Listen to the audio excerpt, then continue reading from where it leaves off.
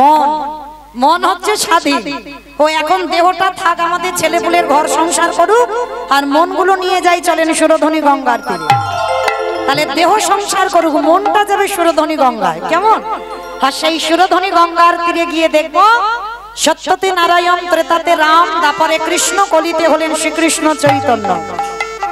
তো সেই কৃষ্ণ যে কলিযুগে গৌর হলো, আর যেদিন আমার চৈতন্য মহাপ্রভু নদিয়ায় এসেছিল, ভাবটা কেমন ছিল জানো? নবদ্বীপের আজ নদী গা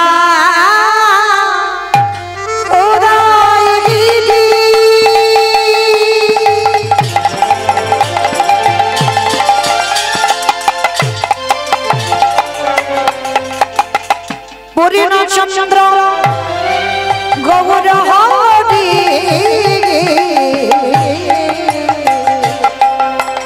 আজ নদিয়া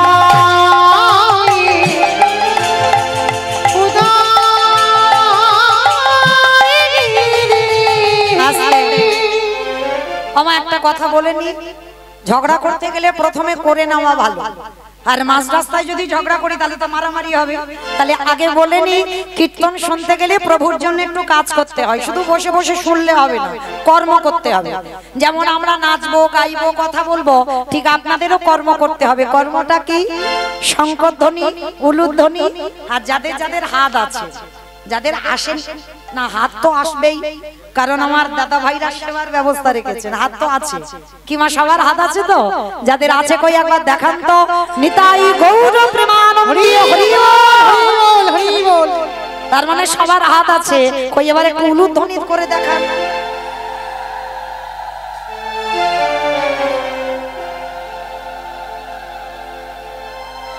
যারা রে একটা পরিচয় করাই, আমার একটা ছোট মেয়ে, যাই হোক আমাকে মা বলে ডাকে, তো খুব ভালোবাসার এক মেয়ে, তো নতুন কীর্তনে নেমেছে।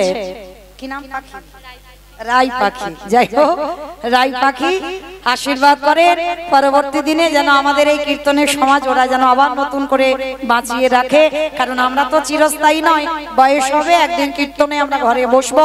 যেমন এককালীন আমার মা কীর্তন করেছে আশেপাশে, আজকের আমি দাঁড়িয়েছি, পরবর্তীতে আশীর্বাদ করেন এরা যেন বড় হয়, বড় হয়ে যেন হরি কথা কৃষ্ণ কথা গাইতে পারে। নিতাই গৌর প্রেমানন্দে হরি বল হরি। যাই হোক আমার জন্য কালী পুজোতে জ্বালাবো বলে 14 প্রদীপ করে এনেছে। যাই হোক অনেক ভালোবাসা দিয়ে করেছে তো নিজের হাতে, আমার রাধারানীর চরণে অর্পণ করলাম, রাধা কৃপা যেন হয়। নিতাই গৌর প্রেমানন্দে হরি বল হরি বল। কই মায়ের একটু উলুধ্বনি দাও দেখি একবার। আজ নদী গা উদয় গিরি আমার গোদানে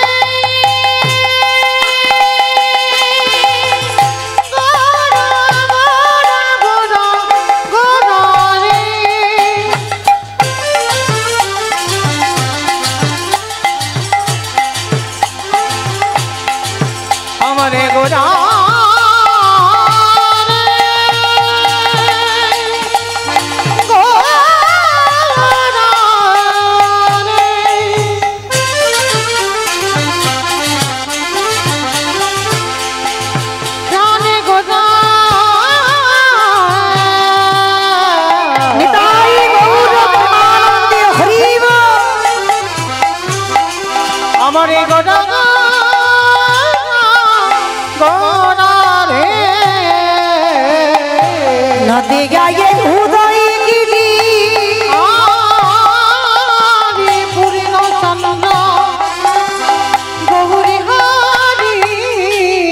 আজ কৃপা করে হইল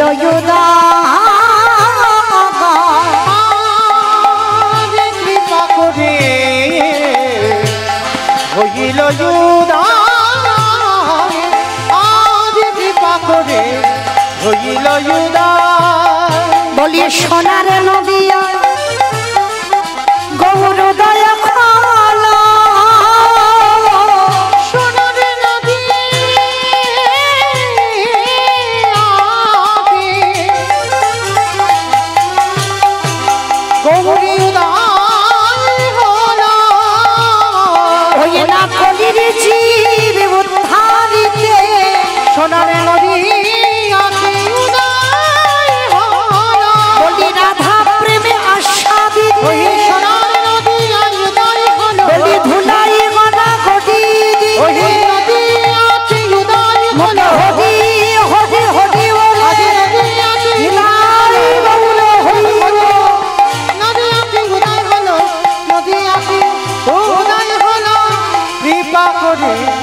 হইল আস্তে নদিয়ার ভাগ্যাকাশে ব্রজেন্দ্র নন্দন কৃষ্ণ গৌর হয়ে এলো। মাইরা এবার কথা নয়, এবার আমি একটু বলবো, আপনারা চুপচাপ শুনবেন, কেমন? একটু মন দিয়ে শুনবেন। কৃষ্ণ কলিযুগে গৌর হলো, সাধারণ কোনো ভক্তের ডাকে এলো না, এসেছিল কার ডাকে? না, শান্তিপুরের মাটিতে বুড়ো অদ্বৈত আচার্য গোসাই। এই অদ্বৈত আচার্যের গোসাইয়ের ডাকে কেন আসতে হলো আমার কৃষ্ণকে গৌর হই? আমাইরা ভক্ত কি জগতে ছিল না? ভক্তের তো অভাব নাই, লাখ লাখ ভক্ত, কোটি কোটি ভক্ত, হাজার হাজার ভক্ত আছে, তবু কিন্তু ভগবান এসেছিল একজনের ডাকে, তিনি হচ্ছেন শান্তিপুরে বুড়ো মালি। তবে মাইরা শান্তিপুরে বুড়ো মালি বলে বুঝতে পারছেন তো? আপনাদের আমরাতলাতে কেউ নয়। ওই যে পঞ্চতত্ত্ব ছবি আছে দেখবেন মন্দিরে, শ্রীকৃষ্ণ চৈতন্য প্রভু নিত্যানন্দ শ্রী অদ্বৈত গদাধর শ্রীবাস আদি গৌর ভক্তবৃন্দ, মাঝখানে যে ছেলেটা দাঁড়িয়ে আছে নিমাই, ও সবাই জানি আমরা। আর ওই মানুষটার ডান দিকে একটা বয়স্ক লোক দাঁড়িয়ে আছে।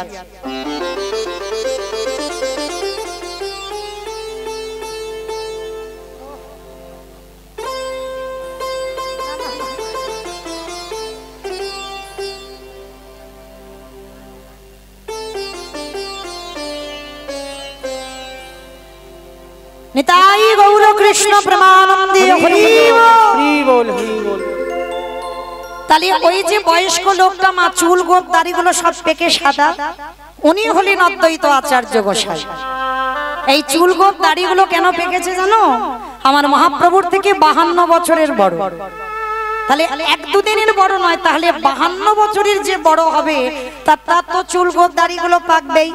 আর উনি 12 বছর তুলসী ভাসিয়ে আমার কৃষ্ণকে গৌর করে এনেছিলেন। তাহলে এবার আমরা জানবো বাবা, যিনি কৃষ্ণকে গৌর করে আনলো তার মধ্যে কতটা পাওয়ার ছিল, মানে কতটা ক্ষমতা ছিল, যার জন্য তো সেই ব্রজের রাজ ঐশ্বর্য ত্যাগ করে নবদ্বীপের মাটিতে ডেকে এনেছেন।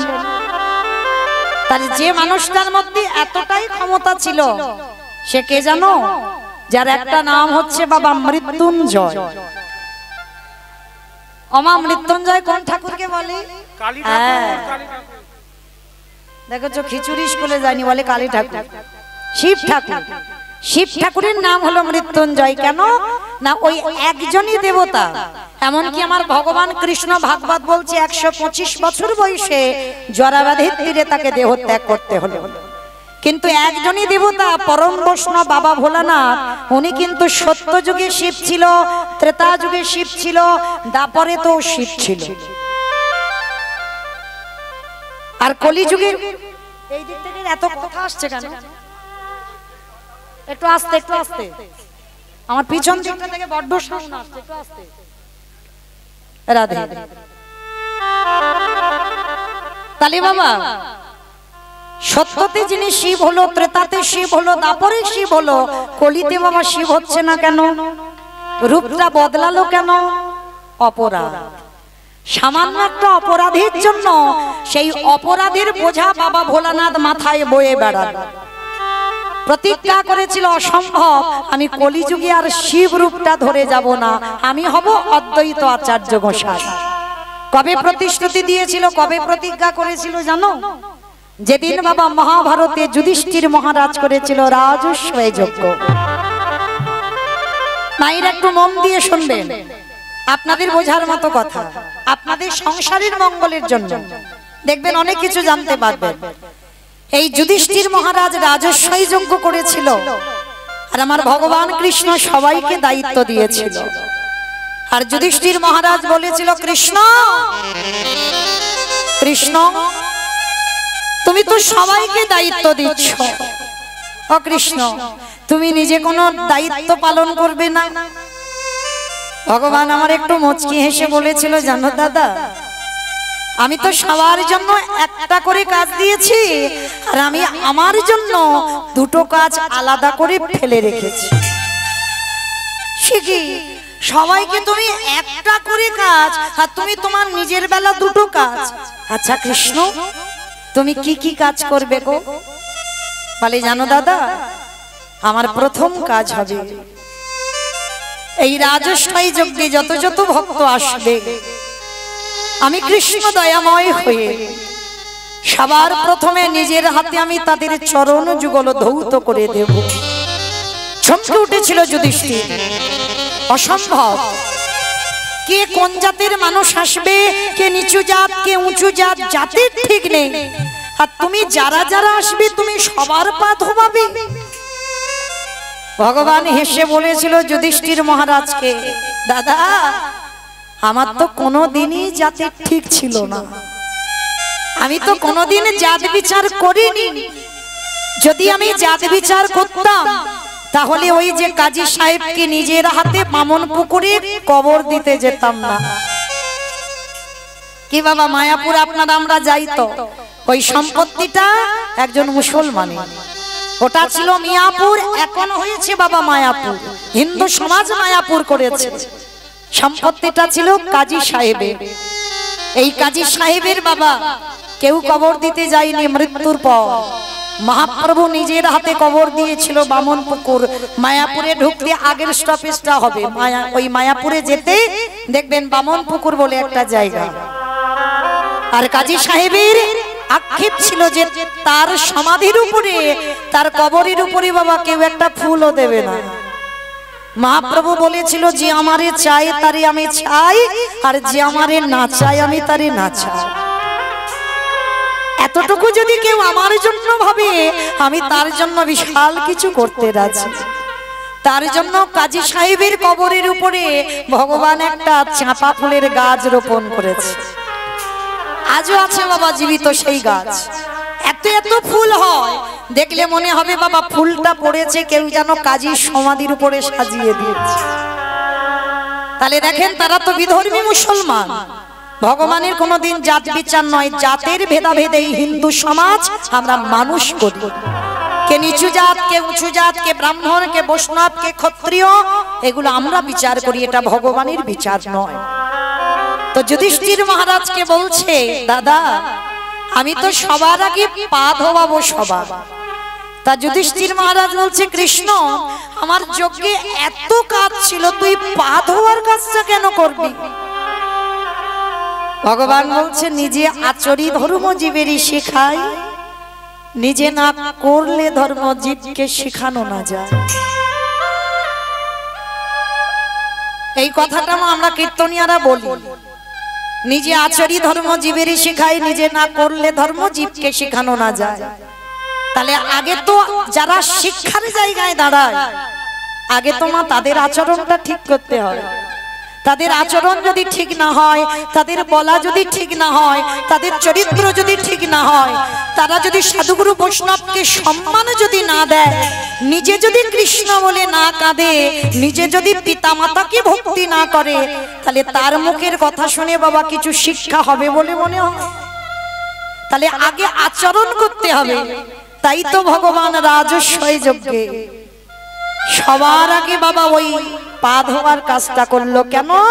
জগৎ জীবকে শিক্ষা দিল, ওরে কলির জীব তোরাও আসছে আমাকে দেখে, সে বাড়িতে যদি গুরুজন আসে সবার আগে মা পা ধোয়ার ব্যবস্থা করবেন। এগুলো আগেকার দিনে ছিল, কিন্তু এখনকার দিনে এই মডার্ন সমাজে বাবা টিভি সিরিয়াল দেখে আমাদের মতো মেয়েরা ভুলে যাচ্ছে সেই সব পুরানো সংস্কৃতির কথা।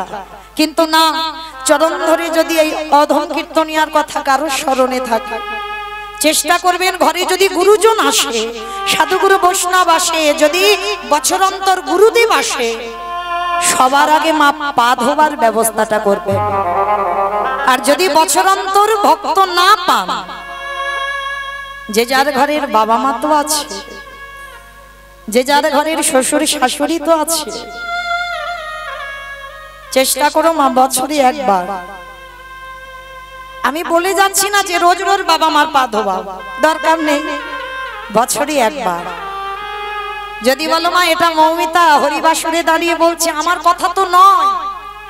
ভগবান কৃষ্ণ তো সুদামাকে বলেছিল, সুদামা এই পৃথিবীতে সব থেকে বড় গুরু হলো যে যার ঘরের বাবা মা। তারপরে গুরু হলো শিক্ষা গুরু, দীক্ষা গুরু, তারপরে গুরু হলাম আমি ভগবান। ও মায়েরা, যারা হারিয়ে ফেলেছ মূল্যবান চরণ, মৃত্যুর আগের দিন পর্যন্ত মাথা ঠুকলে আর ওই মূল্যবান চরণ পাবে না। এই মূল্যবান চরণ কেন বললাম জানো? ভগবান বলছে নবদ্বীপ যেতে হবে না, বৃন্দাবন যেতে হবে না, হরিদ্বার, দক্ষিণ ভারত, পশ্চিম ভারত কোথাও করতে হবে না, সবটাই পেয়ে যাবে বাবা মার চরণে। কারণ ভগবান নিজের থেকে আগে বাবা মার জায়গাটা দিয়েছে। ওই দুটো চরণ যে একবার ভজন করবে তার সমস্ত তীর্থের ফল নাকি ওখানেই হয়ে যাবে। নিতাই গৌর প্রেমানন্দে, হরি বল, হরি বল, হরি বল। কিন্তু আমরা বাবা বিশ্বাস করি না, আমরা এগুলো মানতে চাই না। কিন্তু ভগবান কৃষ্ণ রাজস্বই যজ্ঞ করে দেখিয়েছে। শুধু পা ধোয়ালো নয়, ভগবান আরো কি করেছিল জানো? যারা যারা প্রসাদ পেয়েছিল কৃষ্ণ দয়াময় নিজের হাতে এঁঠো পাতাগুলো নর্দমায় ফেলেছিল। শুধু নর্দমায় ফেলেনি, তার ভিতরে আরো একটা কাজ করলো। আড়ালে যেখানে পাতাগুলো ফেলছে না, আর যারা আমরা প্রসাদ পাই মা, পাতা কি সব পরিষ্কার থাকে? একটু একটু করে তো লেগে থাকে। কৃষ্ণ আড়ালে গিয়ে ওই একটু করে এঁঠো নিয়ে কৃষ্ণ আমার সারা গায়ে মাখছে।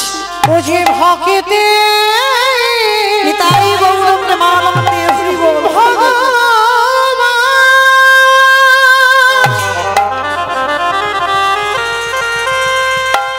ও যে ভক্ত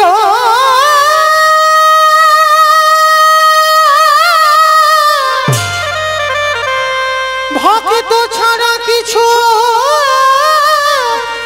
জানে না,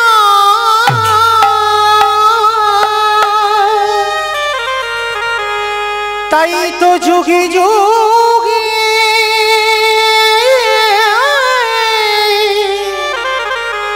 ও যে ভক্তের কাছে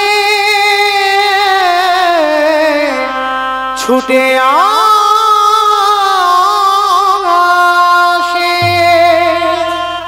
যুধিষ্ঠির মহারাজ আড়াল থেকে দেখছে কৃষ্ণ এঁঠোগুলো মাখছে। দেখা মাত্র যুধিষ্ঠির প্রশ্ন করলো, কৃষ্ণ কৃষ্ণ তুমি ভক্তদের পা ধোয়াচ্ছ, মেনে নেওয়া যায়। ভক্তদের এঁঠো পাতাগুলো নর্দমায় ফেলছো, মেনে নেওয়া যায়। কিন্তু কৃষ্ণ ভক্তদের এঁঠোগুলো নিয়ে তুমি গায়ে মাখছো কেন? ভগবান করজোর করে বলেছিল, দাদা গো, তুমি বোধহয় জানো না,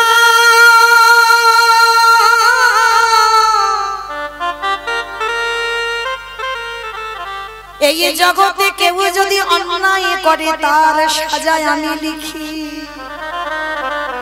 কেউ যদি পাপ করে আমি সিংহাসনে বিচার করি,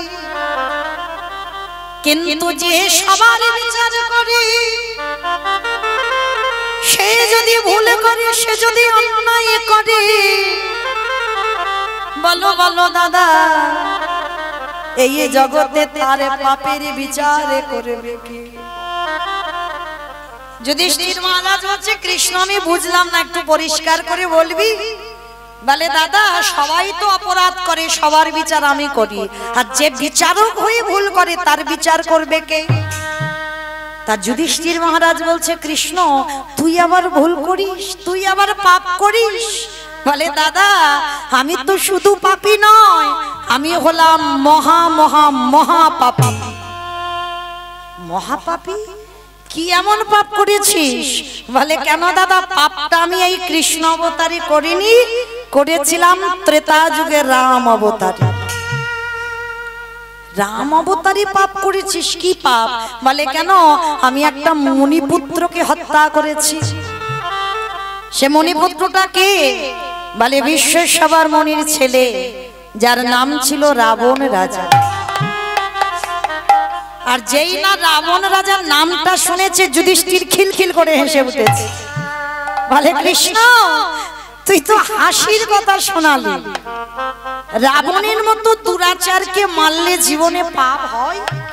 হ্যাঁ, রাবণের মতো পাপিষ্ঠকে মারলে জীবনে পাপ হয়? কথাটা শুনে বলছে দাদা, এই জগতে সবাই বলে রাবণে ভালো লোক নয়। ও মায়েরা, রাবণের মতো ভক্ত সোনার লঙ্কায় কেউ ছিল? সবাই বলে না বিভীষণ ভক্ত, বলে না বিভীষণের থেকে হাজার গুণের ভক্তি বেশি ছিল আমার রাবণের। অনেক অনেক ভক্তের আছে দেখবেন বাবা, বাইরেটা খুব কঠিন, মানে বাইরে এমন বাবা রূঢ় ভাষায় কথা বলে মনে হয় লোকটা মোটে ভালো নয়, কিন্তু দেখবেন বাবা তার ভিতরে তার সঙ্গে মিশে দেখবেন তার হৃদয়টা খুব নরম। তার রাবণের চরিত্রটা আমার ঠিক এই রকমের ছিল, যার জন্য তো এই রাবণকে মেরে আমার রামচন্দ্রের অপরাধ হয়েছিল। কারণ কত বড় ভক্ত ছিল জানো রাবণ রাজা? এই যে কয়েকদিন আগে মা দুর্গা পূজা হয়ে গেল, বলো তো দুর্গা পূজাটা করেছিল কে? রাম। যে পূজাটা হলো অকাল বোধন, তাই তো রামচন্দ্র করেছিল। কেন করেছিল? রাবণের মৃত্যুর জন্য। আর রাবণের মৃত্যুর জন্য অকাল বোধন পূজা হলো, আর পূজাটা করেছিল কে? রাবণ। তাহলে ভালো করে এই জায়গাটাই বিচার করে দেখেন, যার মৃত্যুর জন্য দুর্গা পূজা, সে নিজেই গিয়ে বাবা পূজাটা করে এসেছিল। তাহলে কত বড় ভক্ত হলে তবে বাবা নিজের মৃত্যুর জন্য নিজের পূজায় বসেছিল। কবে জানো? যেদিন বাবা রামচন্দ্র দিশেহারা হয়ে গেল, যে কিছুতে রাবণকে ধ্বংস করা যাচ্ছে না, রাবণের 1 লক্ষ ছেলে আর 12 লক্ষ নাতি, বংশে বাতি দেওয়ার মতো কেউ নেই। রামচন্দ্র বসে বসে চিন্তায় আছে। এমন সময় বিভীষণ গিয়ে বলেছিল, প্রভু একটা কথা বলবো। কি কথা? বলে শোনো প্রভু, আমার দাদাকে তুমি এইভাবে মারতে পারবে না। বলে কেন? বলে আমার দাদা তো শক্তি আরাধনা করে বেঁচে আছে, তাই তোমাকে শক্তি আরাধনা করতে হবে, তোমাকে শক্তি পূজা করতে হবে। কিন্তু বিভীষণ, আমি যে শক্তি পূজা করব, আমার দলে তো সবাই বানর, আমার দলে সবাই মানব, কেউ তো ব্রাহ্মণ নেই। বলে দাদা প্রভু একটা কথা বলবো, এই লঙ্কার মাটিতে তো একজনই ব্রাহ্মণ আছে, একজনই পুরোহিত আছে। সে কে জানো? যে হলো আমার দাদা রাবণ রাজা। রামচন্দ্র চমকে উঠেছে, অসম্ভব! বিভীষণ তোমার কি মাথা খারাপ? যার মৃত্যুর জন্য আমি দুর্গা পূজা করব, সে কোনোদিন আমার এই পূজা এসে করে দিতে পারে? বিভীষণ হেসে বলেছিল, প্রভু তুমি জানো না পুরোহিত কাকে বলে? জানো পুরোহিত কাকে বলে বাবা? শুধু ওই বৃহস্পতিবারে একটু পুজো করে যাবে, চাল কলা দিয়ে দেবে মনে করলে খুব দিয়েছো না। পুরোহিত তাকেই বলে, ওই পুর মানে নগর, হিত মানে মঙ্গল, যিনি নগরের মঙ্গল করে, নগরের কল্যাণ করে, তিনি হয়ে জগতে পুরোহিত। তা রাবণ রাজা তেমনই পুরোহিত ছিল। তা আমার রামচন্দ্র বলছে, বিভীষণ তাহলে কে রাবণকে নিমন্ত্রণ করতে যাবে? বলে কেন, লক্ষণকে পাঠাও। তা রামচন্দ্র লক্ষণকে ডেকেছে, লক্ষণ যাও তুমি একবার গিয়ে রাবণকে নিমন্ত্রণটা করে এসো। এই জায়গাটা একটু মন দিয়ে শুনবেন বাবা, ভগবানের ভাই হয়ে মনে বড় ভয় যে আমি তো খালি হাতে যাব, তীর ধনুক নিয়ে যাব না। আর খালি হাতে গেলে যদি বাবা ওই রাবণ যুদ্ধ করে আমাকে একা পেয়ে, আস্তে আস্তে আস্তে ছোট্ট কোমরে একটা ছুরি নিয়ে গেছে বাবা।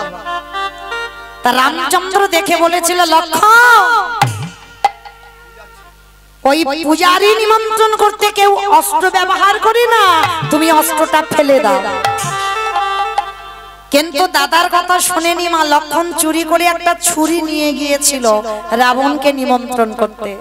আর যখন রাবণকে নিমন্ত্রণ করতে গেল না, মন্দোদরী মা রাবণের স্ত্রী, মন্দোদরী মা 1 লক্ষ ছেলে আর 12 লক্ষ নাতি, কেউ আর মা বলে ডাকার নেই, নিরজনে বসে বসে কাঁদছে। এমন সময় লক্ষণ নিমন্ত্রণ করতে গেছে, দরজায় গিয়ে ডাকছে, মা মা, যেই না মা বলে ডেকেছে মন্দোদরী মা দরজাটা খুলে দেখছে লক্ষণ দরজায় দাঁড়িয়ে। আর যেই না লক্ষণকে দরজায় দেখেছে ওই মন্দোদরী মা ওই লক্ষণের হাতে ধরে আজ সিংহাসনে বসাইছে। শুধু সিংহাসনে বসালো না, পাদ্দার মানে ঘটিতে করে জল এনে ভগবানের ভাই এসেছে তো, আর ভগবানের ভাই লক্ষণের পা দুটো ধোয়াচ্ছে। আর এদিকে মা রাবণের কানে একজন খবর পাঠিয়েছে, মহারাজ আমি এক্ষুনি দেখিলাম তোমার সবথেকে যে চিরশত্রু তার ভাই লক্ষণ তোমার বাড়িতে ঢুকলো। আর যখনই সংবাদটা রাবণ পেয়েছে না, ঊর্ধ্বশ্বাসে ছুটতে ছুটতে যাচ্ছে। আর গিয়ে বাবা দরজাটা যেই খুলেছে দেখে না মা ওই সিংহাসনে লক্ষণ বসে আছে, আর মন্দোদরী নিচে বসে তার চরণ দুটো ধোবাচ্ছে। রাবণ দর্শন করে মন্দোদরীকে বলল, মন্দোদরী হ্যাঁ গো গিন্নি, তোমার বংশে বাতি দেওয়ার মতো তো আর কেউ নেই, তোমার মা বলে ডাকার মতো আর কেউ নেই। হ্যাঁ গো, তুমি পারলে না ওই লক্ষণকে নিয়ে তোমার একটু কোলে করে বসাতে? তুমি সিংহাসনে বসালে পারলে না তুমি একটু কোলে বসাতে?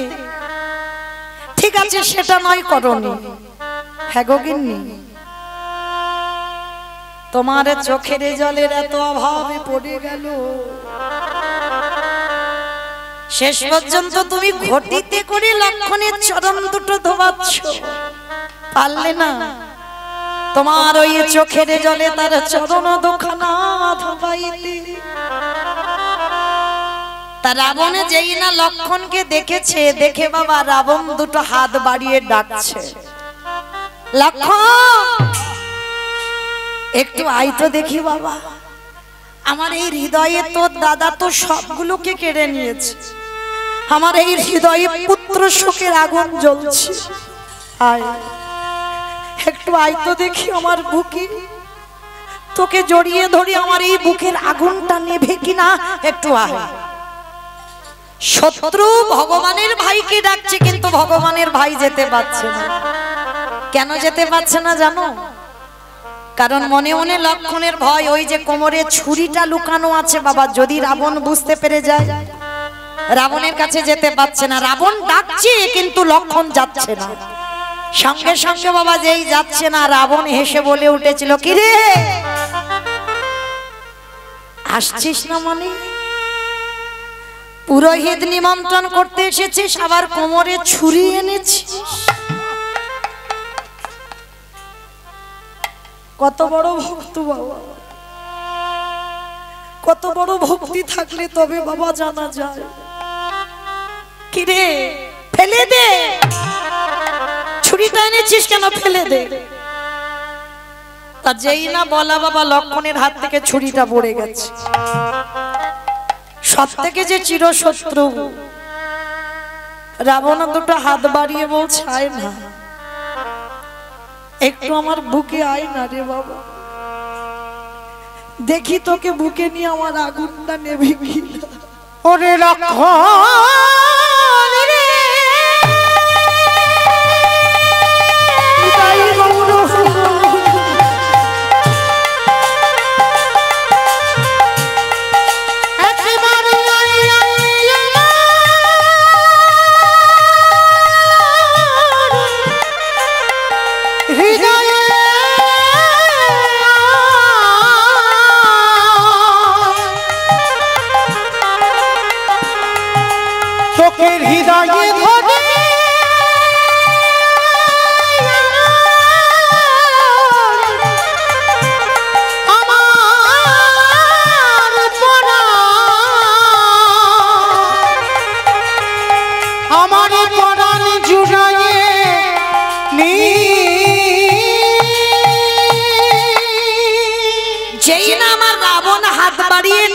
লক্ষণ যাচ্ছে না, তা যখন এলো না, রাবণ হাত জোড়ো করে লক্ষণের কাছে প্রশ্ন করছে, কি রে, ঠিক আছে আমার বুকে তোর আসতে হবে না, কেন এসেছিস? লক্ষণ মাথা নিচু করে বলছে, আমার দাদা দুর্গা পূজা করছে, আমি নিমন্ত্রণে এসেছি। বাহ, নিমন্ত্রণ করতে এসেছিস, আমাকে গিয়ে পূজাটা করে দিতে হবে। তাহলে আমি যে পূজা করব, তা তোর দাদা দুর্গা পূজাটা কেন করছে? লক্ষণ মাথাটা নিচু করে বলছে, রাবণের মৃত্যুর জন্য। যেই না কথাটা বলা, রাবণ বলছে, দাঁড়া তাহলে আমি একটু ভালো করে গুছিয়ে আসি। তা লক্ষণ মনে মনে ভাবলো, এ বেটা বুঝি আমার কথা শুনতে পাই, কানে একটু বোধহয় কম টম শোন। আবার দ্বিতীয়বারে বলছে, শোনো রাবণ, আমার দাদা যে দুর্গা পূজাটা করছে রাবণের মৃত্যুর জন্য। দ্বিতীয়বারে যেই কথাটা বলেছে লক্ষণ, রাবণ রেগে গিয়ে বলেছে, শোন, তুই কি মনে করছিস তোর কথা আমি শুনতে পাইনি? ওই জন্য দ্বিতীয়বারে বলছিস ভালো করে? আমি খুব ভালো করে শুনতে পেয়েছি। তাহলে তোর দাদা যে দুর্গা পূজা করবে, আমি যদি একবার ওই দুর্গা পূজাটা করতে যাই, আমি যদি পুরোহিত হিসাবে যাই, যার নামে সংকল্প করেছে তোর দাদা, তৎক্ষণাৎ তার মৃত্যু হবে। লক্ষণ, আমি যাব, আমার আপত্তি নেই, কিন্তু কথা দে লক্ষণ, তোরে দাদা বংশে বাতি দেওয়ার মতো কাউকে রাখে না। যদি পূজা করতে গিয়ে আমার প্রাণ খানা চলে যায়, তুই আমার মাথায় হাত দিয়ে একটা কথা দে, আমার ক্রিয়া কর্মটা তুই সম্পূর্ণ করবি। সেদিন আমার লক্ষণ বুঝতে পেরেছিল রাবণের ভক্তিটা। সেদিন লক্ষণ কথা দিয়েছিল, আমি কথা দিলাম তোমার মৃত্যুর পর তোমার কর্মটা আমি করব। এইবার যেই না রাবণ গুছিয়ে ঘরের বাইরে বেরিয়েছে, আর লক্ষণ সবে বেরোবে, এইবারে মন্দোদরী মায়া পিছন থেকে ডাক দিয়েছে, লক্ষণ দাঁড়া। আরে মা বলে তো ডেকেছিস, আমার স্তনদুগ্ধ খেয়ে তুই বেঁচে আছিস। বাবা জানেন তো, যেদিন শক্তিশাল বান মেরেছিল লক্ষণকে, বিশল্য করলি পাতা, মৃত সঞ্জীবনী, সতী নারী স্তনদুগ্ধ, এগুলো লেগেছিল। আর সতী নারী লঙ্কায় তো একজন, তিনি মন্দোদরী মা। তা মন্দোদরী স্তনদুগ্ধ খেয়ে প্রাণ ফিরে পেয়েছে। হ্যাঁ রে লক্ষণ, তাহলে আমি তোর মা? মানে হ্যাঁ, তুমি তোমার মা। বেশ, তা মা যদি হই, স্বামীকে নিয়ে যে চলে যাচ্ছিস, একটা জিনিস চাইবো, তুই দিবি বাবা? বলো মা, তুমি কি চাও? আমি তোমার স্তনদুগ্ধ খেয়ে আজকের প্রাণে বেঁচেছি, বলো তুমি কি চাও? খোকা রে, কোন সন্তান কি চায় তার মায়ের শীতের সিঁদুর মুছে দিতে? কোন সন্তান কি চায় তার মায়ের হাতের শাখা ভেঙে দিতে? আরে তুই কেমন ছেলে আমার, কথা দে। তাহলে দিতে যদি হয়, আমার স্তনদুগ্ধ সেবা করে যেমন প্রাণ ফিরে পেয়েছিস, আজকের আমাকে দিতে হবে। কি দিবি জানিস? আমার শীতের সিঁদুর যেন অক্ষয় থাকে। আমি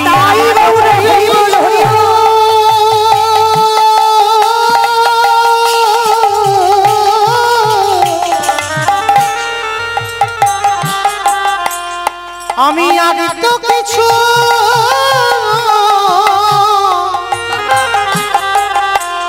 চাই না,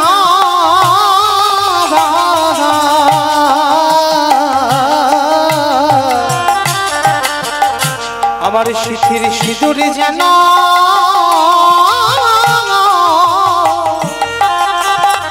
যেন অক্ষয় থাকে। সেদিন লক্ষণ প্রতিজ্ঞা করেছিল, তোমার শীতের সিঁদুর অক্ষয় থাকবে। রাবণের মৃত্যু হলো ওই অকাল বোধন পূজা করতে গিয়ে। তারপরে বিভীষণের সঙ্গে আবার দ্বিতীয়বার মন্দোদরী মার বিবাহ হলো। তাহলে সে সিঁদুর মুজলো না, অক্ষয় রয়ে গেল। তো আজকের সেই রাবণ রাজাকে মেরেছিল রঘুপতি রামচন্দ্র। আর রামচন্দ্র মেরে আমার রামচন্দ্রের মাথা থেকে পা পর্যন্ত পাপী হয়ে গেল। সেই পাপটা ধুচ্ছে কবে? ত্রেতা যুগে ধুতে পারলো না বাবা, এসে দ্বাপর যুগে কৃষ্ণ অবতারে যুধিষ্ঠির রাজস্বয় যজ্ঞে। অমাইরা যেখান থেকে গিয়েছিলাম আবার ফিরলাম তো, মনে পড়ছে? তাহলে চলো, তাহলে সেই রাবণকে মেরেছিল, পাপী হয়েছিল, আজকের কৃষ্ণ অবতারে যুধিষ্ঠির যজ্ঞে ভক্তদের চরণ ধোয়ার ব্যবস্থা করেছে। তাহলে এইটুকু শুনে কি বুঝলাম? কি এরকম করে কি বলা যায়? ও মাঝে মাঝে ঘুরবো, আচ্ছা ঠিক আছে, মাঝে মাঝে ঘুরছি, ঠিক আছে, অভিমান করো না। তাহলে এইটুকু শুনে, এতটুকু শুনে আমরা কি বুঝলাম? মানুষ মাত্র অপরাধ করব, ভগবান যদি করে আর আমরা করব না, পাপ ফেললেই পাপ। তাহলে কেউ যদি আমরা অপরাধ করে ফেলি, একটা সাধুগুরু বৈষ্ণবের চরণ ধৌত করা, তাও যদি না করো বৈষ্ণবদের একটু এঁঠো পাতা পরিষ্কার করো, তাও যদি না পারো বৈষ্ণবদের উচ্ছিষ্ট একটু ভালো করে গায়ে মেখে নাও। আর যদি নিতে পেরেছ, কোটি কোটি জন্মের অপরাধ থেকে মুক্তি পাবো পাবো পাবো। এইবার কৃষ্ণ যজ্ঞের দরজায় বাবা দাঁড়িয়ে আছে, মানে প্রথম দরজায়। অগ্নিদেব, পবনদেব, বরুণদেব, ইন্দ্র, ইন্দ্রাণী, ব্রহ্মা, সাবিত্রী, শিব, দুর্গা সব পরপর লাইন দিয়ে আছে। এইবার একে একে আসে, কৃষ্ণ পা ধোবায় যজ্ঞের ভিতরে প্রবেশ করে। এমন সময় জগৎজননী মা দুর্গা বাবা ভোলানাথকে ডাকছে, প্রাণনাথ, ও প্রাণনাথ এদিকে এসো। কারণ বাবা তো সব সময় রেডি হয়ে আছে, পাগল পাগল ভাব। তা মা দুর্গা ডেকেছে, প্রাণনাথ তুমি অত চঞ্চলত হইও না, শোনো কৃষ্ণ পা ধোবাচ্ছে, চলো পা দুটো ধুইয়ে নিয়ে এবার আমরা। বাবা ভোলানাথ হেসে বলল, পার্বতী তোমার কি মাথা খারাপ? কৃষ্ণ পা ধোয়াবে আর আমার মতো পাপীর পা দুটো বাড়িয়ে দেব? শোনো, তোমার যদি এত ধোয়াবার ইচ্ছা হয় তো তুমি লাইনে দাঁড়াও, আমার কৃষ্ণ তো আমার পা ধোয়াতে পারবে না। এইবার মা লাইন থেকে বাবা ভোলানাথ বেলাইনে চলে গেছে। আর আড়ালে গিয়ে বাবা ভোলানাথ কি করেছে জানো? দুম করে একটা কুকুর হয়ে গেছে। কুকুর হয়ে মনে মনে চিন্তা করছে, বাবা সব থেকে প্রভু ভক্ত হচ্ছে আমাদের কুকুর, যত জগতে পশু পাখি আছে এইবার কুকুরের মতো প্রভু চরণ সেবা কেউ করতে পারবে না, প্রভু ভক্তই কুকুর। তো এইবার কুকুর কি করেছে? মনে মনে ভাবছে, কৃষ্ণ তোমার চোখে ধুলো দিয়ে আমি যজ্ঞের ভিতরে ঢুকবো। কিন্তু বাবা এই জায়গাটা আমার বৈষ্ণব ঠাকুরের একটু বোঝার ভুল হলো। কি ভুল? দেবরাজ ইন্দ্র গুরুপত্নী হরণ করলো বলে, অহল্যা সতীত্ব নাশ করলো বলে দেবরাজ ইন্দ্রের শরীরে একটা অভিশাপ দেওয়া হলো, তোর সর্বাঙ্গে হবে ভোগ চিহ্ন। আর গৌতম মুনি সেটা পরবর্তীতে আশীর্বাদে দিল, তোর সহস্র চোখ হয়ে দাঁড়াবে। তার মানে ভোগ চিহ্নটা সর্বদেহেতে চোখ হবে। কিন্তু মা ইন্দ্রের থেকে তো আমার কৃষ্ণের শরীরে চোখ আরো বেশি। কি বাবা বেশি নয়? কে কীর্তন শুনছে, কে শুনছে না, কে গল্প করছে, কার শুধু খাবার দিকে মন, আর কে বসে বসে আমি কিচ্ছু দেখতে পাচ্ছি না, আমি কি করে দেখবো? কিন্তু ওই যে ছেলেটা বাঁশিটা বাজাচ্ছে, ঠিক আছে, খাতা কলমে হিসেব করে পৌঁছাবে না? তাহলে কৃষ্ণের শরীরে লাখো লাখো কোটি কোটি চোখ চারদিকে ঘুরে বেড়াচ্ছে, কে কি করছে দেখে। হ্যাঁ, তো এইবার কৃষ্ণ কি করেছে বাবা? হেঁট হয়ে পা ধোয়াচ্ছে। পা ধোয়াতে গেলে কি দাঁড়িয়ে দাঁড়িয়ে ধোয়া যায়? মাথাটা নিচু করতে হবে। পা ধোয়াচ্ছে আর বাবা ভোলানাথ কুকুর হয়ে পিছন থেকে এক পা দু পা করে আসছে, আর মনে মনে করছে কৃষ্ণের চোখে ধুলো দিয়ে যজ্ঞের ভিতরে ঢুকবো। এইবার যেই না বাবা ওই কুকুর হয়ে সবে পায়ের মাঝখানটা ফাঁকা মতো দেখেছে, আর ওই পায়ের মাঝখান দিয়ে সবে আমার ভোলানাথ মাথাটাকে, আর যেই না দেবা কৃষ্ণ আমার দুটো হাঁটু নিয়ে কুকুরের কানের কাছে চেপে, এইবার দেখ কেমন লাগে। এইবার যত কানের কাছে চেপে ধরে কুকুর কি করবে? কেউ কেউ করবে না, বারবার বলছে কৃষ্ণ ছেড়ে দে, কৃষ্ণ ছেড়ে দে, কৃষ্ণ ছেড়ে। বলে ছাড়বো বলে ধরি নাই। হে বৈষ্ণব গোসাই, হে বৈষ্ণব গোসাই, তোমার মতো বৈষ্ণবীর দুটো পা ধোয়ালে বোধহয় কম হতো, তাই তো কৃপা করে করুণা করে তুমি আমার জন্য আরো এক্সট্রা দুটো জুড়ে দিয়েছো। আমার বুঝতে পেরেছো? শিব ঠাকুরের কটা পা? দুটো। আর কুকুরের? পাঁচটা। পাঁচটা পাঁচটা পা। ওর ডায়মন্ড হারবারে বাড়ি, তোর বাড়ি বোধহয় পাঁচটা পা হয়, চারটে। তাহলে ভগবান কি বললে, হে বৈষ্ণব, তোমার মতো বৈষ্ণবীর দুটো পা ধোয়ালে আমার জীবনে কম হতো। তাই দাহু দাহু ছাড়ো নিতাই গৌর হরিব চরণে,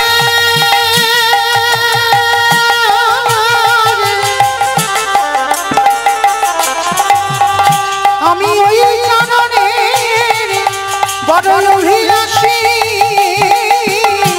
দাও দাও চরণ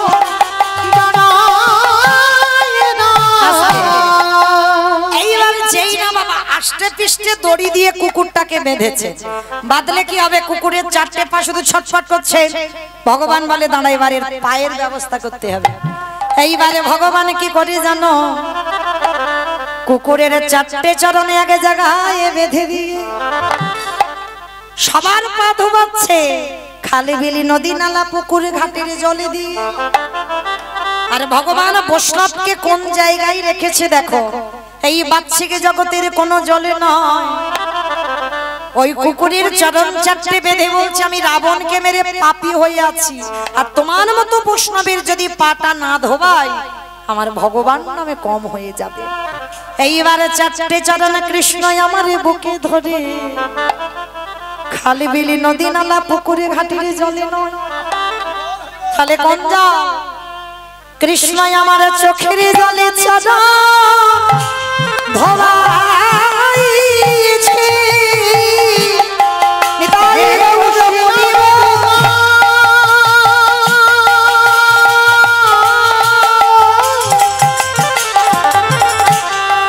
কৃপা করো বলে আজি চোখে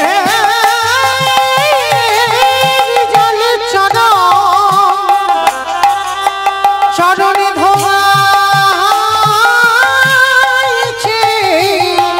বলি আরে তো চরণ ছাড়িব নাকি, আমি ওই চরণের অভিলাষী, বলি এই প্রতিজ্ঞা করে গেল, বলি আমি তো চরণ ছাড়ব না, বলি ওই চরণে আমি ভিখাইয়ে দিলাম, বলি আমি তো চরণ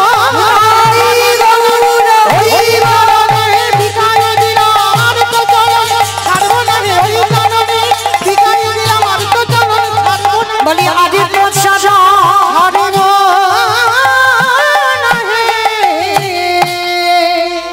এইবার ভোলানাথ যেই না কৃষ্ণের চোখের জলটা কুকুরের পা দুটো ধোয়া হয়ে যাচ্ছে, ভোলানাথে কেঁদে বলল কৃষ্ণ রে, এই যে রাজশাহী যজ্ঞে তোর চোখের জল আমার চরণে পড়ল, আমার চরণে পড়ল, আমি তোর চরণ ছুঁয়ে প্রতিজ্ঞা করিলাম আগত কলিযুগে আমি আর শিব হব না। আমার তাহলে বোঝা গেল কারণটা কি? প্রথমে প্রশ্নটা কি করেছিলাম, সত্যতে শিব, ত্রেতাতে শিব, দ্বাপরে শিব, কলিতে শিব নয়। এই নয়টা জানতে গিয়ে বাবা একটু রামায়ণ মহাভারতে যেতে হলো, তাহলে আবার ঘুরে ফিরে এলাম। এইবার ভগবান যেই না বাবা ভগবানের চরণ ছুঁয়ে প্রতিজ্ঞা করলো কৃষ্ণ আগত কলিযুগে শিব নয়, আমি হব অদ্বৈত আচার্য গোসাই, তুই আমার কৃষ্ণ নয়, তুই হবি নদীর নিমাইচা। আমি কথা দিলাম 12 বৎসর তুলসী ভাসিয়ে তোকে ব্রজধাম থেকে নদিয়ায় নামাবো, আরে যেদিনে তুই বৃন্দাবন থেকে নদিয়ায় নামবি গৌর হই, সেদিন আমি অদ্বৈত হয়ে নাভা দেবীর গর্ভে ছোটবেলায় নাম হবে কমলাক্ষ, আর সেদিন আমি বড় হয়ে যখন তোর সঙ্গে দেখা করতে যাব, তুই আর আমি যেদিন মুখোমুখি হব, এই যে রাজশাহী যজ্ঞে তোর চোখের জল কুকুরের পায়ে পড়ল, এই কুকুর যেদিন নদিয়ায় আজকে তোর সঙ্গে দেখা করতে যাবি, তুই যেদিন কৃষ্ণ গৌর হবি, তুই আর আমি যদি মুখোমুখি হই, ওরে তোর ঋণী এইভাবে আমি শোধ করিব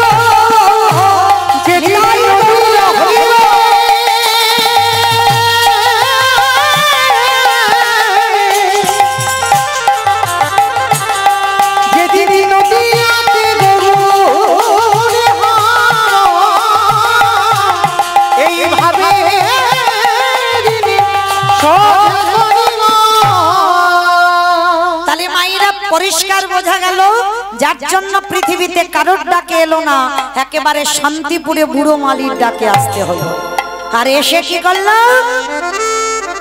কেহ বলে পুরাণেতে রাবণ বধিলা, কেহ বলে পুরাণেতে আমা উলু কই মাঠে মাঠে দাও দেখি একবার। কেহ বলে পুরাণেতে রাবণ বধিলা, কেহ বলে পুরাণেতে গোড়ারে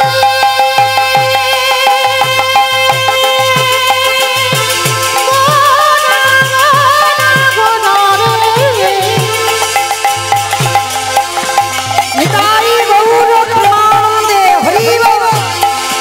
গোটা গোটা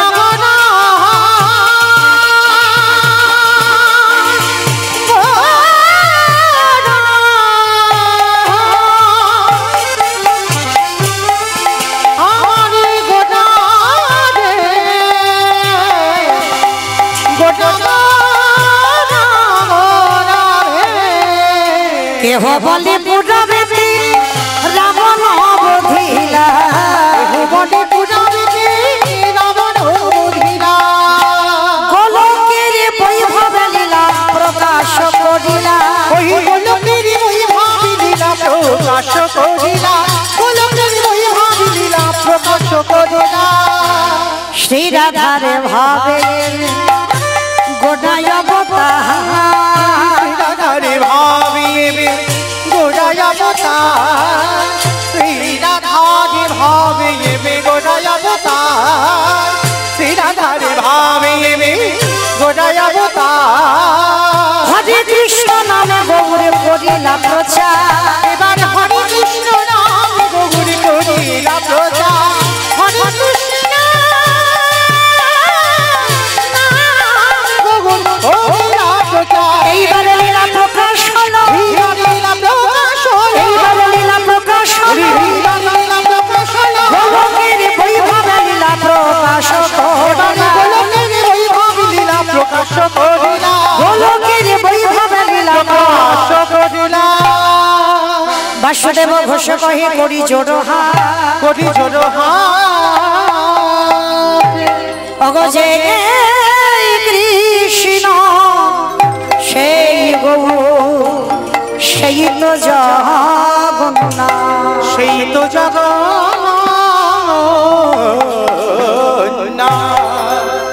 আহা বাসুদেব ঘোষী কহে বাণী লীলা প্রকাশ হলো, কহে বাণী লীলা প্রকাশ হলো। বাসুদেব ঘোষে কহে বাণী লীলা প্রকাশ হলো, বাসুদেব